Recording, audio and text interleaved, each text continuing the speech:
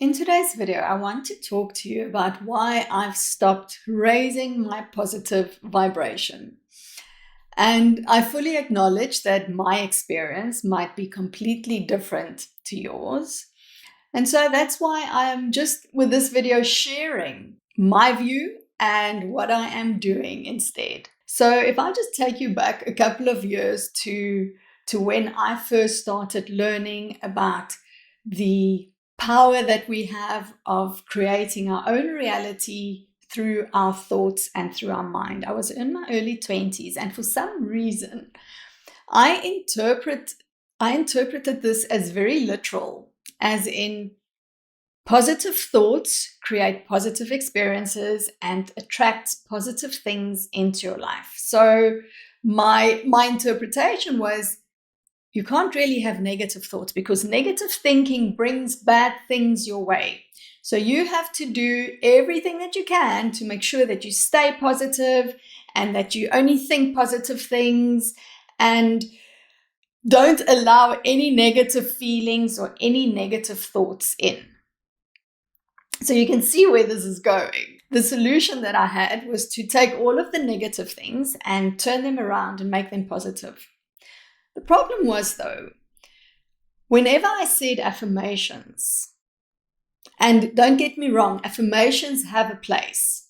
You can still use affirmations very effectively, but the way that I used to use affirmations back then is whenever I said them and I expressed this affirmation in the back of my mind, I could still hear the thing that I was actually believing and the thing that I tried to avoid thinking about.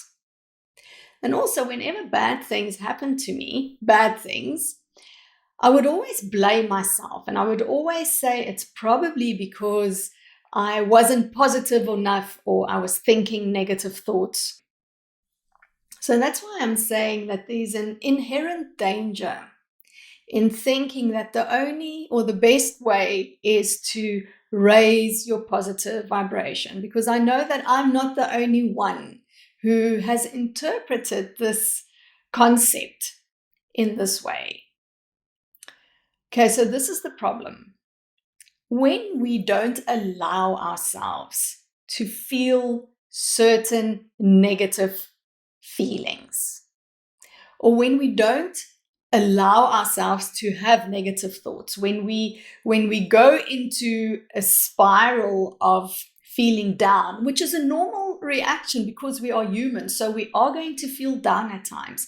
But when we are in this place of being down and we judge and we criticize ourselves for not being more positive and for not being more upbeat, what you end up doing is you end up suppressing and denying your feelings. And the thing with feelings and emotions and our life experiences, you can think of it as a scale.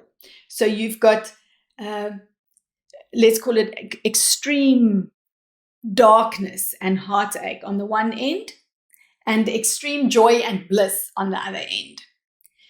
Now, because we don't want to feel what is on this side, on the darker side, we suppress that and we shut down our feelings. So our feelings, our ability to feel, the scale and the bandwidth of our feelingness becomes shorter.